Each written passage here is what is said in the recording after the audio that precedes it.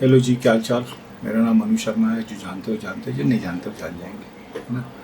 तो बेसिकली मुद्दा ये था कि इतनी एरोगेंट स्टेटमेंट के साथ तो मतलब आदमी तो हूँ मैं थोड़ा सा गलत, पर ठीक है, जो है सो है, चला लो काम आपके पास। अब आप यहाँ आ गए हो तो देखो क्या होता है। तो बेसिकली सब I have been making some videos on current affairs and what is happening around the world। तो पहले तो बात समझ में आ जाती थी कि क्या चल रहा है, पर लेटली तो पता ही नहीं लग रहा भाई साहब कौन क्या करने की कोशिश कर रहा है। तो मुझे सॉरी है ना, मुझे समझ में नहीं आ रहा है। मुझे दुनिया कह रही है कि वर्ल्ड वॉर 3 चल रही है, मुझे समझ में नहीं आ रहा है कि चल रही है तो किसके बीच चल रही है। कौन है ये जो वर्ल्ड वॉर 3 करा रहा है। एक का पता है, ट्रम्प। ट्रम्प का वो हाल है भाई साहब, वो जो होता है ना, आदमी शराबी होता है आपके मोहल्ले में, वो जो रात को अपने क्या कहते हैं दारू पी के कुत्तों पे फायरिंग करता है। ट्रम्प वो वाला आदमी है। अब उसको क्या है, रात को तो उल्टी सीधी हरकतें कर देता है।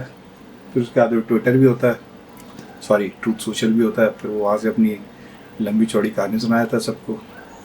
अंत में सुबह उठता कहता हूँ पैच एक ही गीता में। तो फिर वो सुबह सुबह उसको करेक्ट करने की कोशिश करता है। तो ऐसे मैं एक आदमी को जानता हूँ जो ये हरकतें करता था, गोले नहीं मारता था कुत्तों को, बट स्टिल। तो वो जिससे रात को पंगा लेना होता था उसको रात को गाली दे देता था खूब सारी।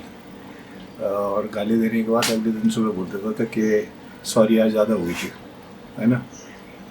उसका नाम एम से शुरू होता था और ए से ख़त्म होता था। तो सिमिलैरिटी है मेरे मेरे ट्रम्प साहब में, ये तो आपको मानना पड़ेगा, है ना। तो और क्या चल रहा है, और इंडिया में पता नहीं चल रहा, बंगाल में इलेक्शन चल रहे हैं कि गैंग वॉर चल रही है क्या करना चाह रहे हैं वो खेड़ा साहब बखेड़ा साहब, पता नहीं कौन क्या क्या करने की कोशिश कर रहा है। हेमंत शर्मा गैंग लीडर बना हुआ है, गांडू वांडू बोल दिया भाई उसने है। क्या बना दूंगा मैं उसका, पेड़ा बना दूंगा। पेड़ा क्यों बनाएगा तू किसी आदमी को यार, पेड़ा बना के क्या करना है। तो पेड़ा तो फिर भी अच्छी चीज़ होती है। खेड़ा का पेड़ा बना दूंगा, खेड़ा खेड़ा का पेड़ा बना देगा यही है। बढ़िया, इलेक्शन खत्म हो गए, दीदी की मिमिक्री सबने कर ली एक बार। मोदी जी ने झालमुड़ी भी खा ली है, ठीक है। फिर उन्होंने उसमें वो भी कर दिया कि झाल मैंने खाया। तो ये क्या करने की जरूरत है, ये प्राइम मिनिस्टर ऑफ इंडिया यार, what the hell is going on in this country. कुछ भी कर रहे हैं लोग, है। Bengal is the last frontier, जैसे ऑस्ट्रेलिया के लिए था ना इंडिया क्रिकेट टीम के, ऑस्ट्रेलियन क्रिकेट टीम के लिए लास्ट फ्रंटियर इंडिया था। जीत तो जाओगे, इज्जत नहीं पा पाओगे सर, थोड़ा सा मुश्किल है। बंगाली मानेंगे नहीं। आप प्लीज़ थोड़ा ध्यान दें इस बारे में। तो बाकी तो अब मैं कह रहा हूँ, मैं मेरे पास कोई सोर्स नहीं है ना, मेरा वोट बैंक पे किसी के कोई कोई नॉलेज है मुझे कि जीतेंगे नहीं जीतेंगे। बट जैसे हालात चल रही है जहाँ पे कोई भी कहीं पे भी खड़ा हुआ दिखाई नहीं दे रहा कि कोई है अपोजिशन में कि नहीं है। खैर अब जो भी है जैसे भी है होगा, देखेंगे। इसके बाद लास्ट फ्रंटियर तो केरला है। केरला केरला तो वो फिर गुड मॉर्निंग करना पड़ेगा हम सबको। आई थिंक मोदी जी वहाँ जाके ना इस रील पे काम करेंगे, गेंगे पे। You should make a reel about गेंगे, गुड मॉर्निंग। केरला की तैयारी तब होगी, तब जाके वो जीत हासिल होगी मोदी जी को। अमित शाह भी बना सकता है उसमें, थोड़ा सा दाढ़ी व मूछे थोड़ी सी काली वाली करके, दाढ़ी सफ़ेद और मूछे काली करके शुरू हो जाए। अब कौन बचा, कांग्रेस। कांग्रेस से ज़्यादा रिलेवेंट चीज़ तो इस वक्त वही है, वो जो ढक्कन होता है ना पेप्सी की बोतल पे, उसको खोला आपने, उसके बाद कहाँ गया किसी को नहीं पता। उसको जब कभी कभार रास्ते में आके पैर में चुभता है तब याद आता है कि साला ये भी था। बाकी तो उसका कोई रिलेवेंस रही नहीं इंडिया में, ये पता नहीं क्यों बेड़ा गर्क कर रहे हैं। एनीवेज, उसके अलावा कुछ और हुआ है कंट्री में।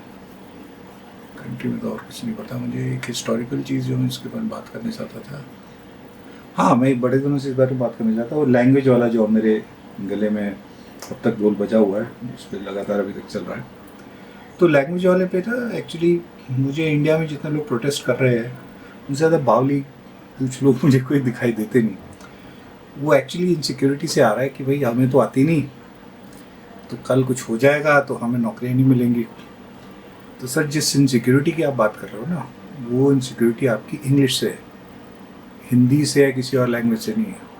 प्लीज़ समझिए इस बात को। और रीज़न उसका ये है कि मैं जब बड़ा हो रहा था तो मैं पैदा हरियाणा में हुआ, मेरी माँ हरियाणवी, मेरा फादर हरियाणवी, तो मैं हरियाणा में ही रहा हूँ हमेशा। तो मेरी हरियाणवी अभी भी अच्छी नहीं है।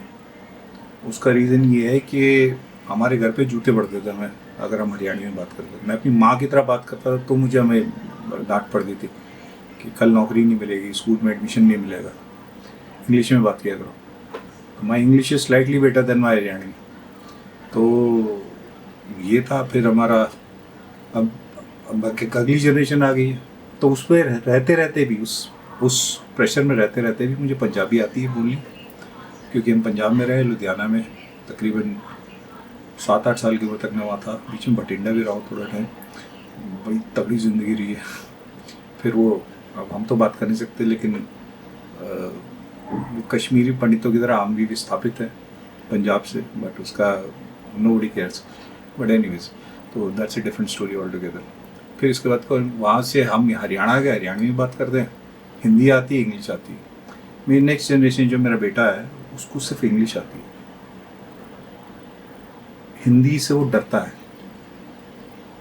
मतलब जिस तरह की हम हिंदी और संस्कृत, हाँ संस्कृत भी आती थी हमें, क्योंकि हमारे ब्राह्मण होने की वजह से ना, और ऊपर से मैं तो मनुवादी भी हूँ। इससे मुझे तो बाद में पता चला, मेरे नाम से बहुत लोग नाराज थे जो लेफ्टिस्ट थे। चलो जो भी है, बट मेरे उसका नाम का मतलब एक नहीं होता। मनु, कोई मनु अवतार बहुत सारे हुए हैं। First man on earth is also called Manu. उसके बाद जो मनाली शहर है वो भी मनु के नाम पे ही है। तो वहाँ पे जो नोआज़ आर्क है, अकॉर्डिंग टू हिंदू माइथोलॉजी देखा, एक और बिहारी भी आता है, तो वो वहाँ पे लैंड हुआ था। तो वहाँ पे ऑलरेडी एक मंदिर है, तो नोआज़ आर्क वाली कहानी भी है। फिर एक ऐसे कई मनु अवतार हुआ है। तो एनीबडी, जब भी जनरेशन ख़त्म हुई है तो एक मनु आया। जैसे तुम्हारी हरकतें हैं, मुझे कुछ करना पड़ेगा, जैसे तुम ख़त्म होने के पीछे पड़े हो। तो या दैट्स अबाउट इट। बाय।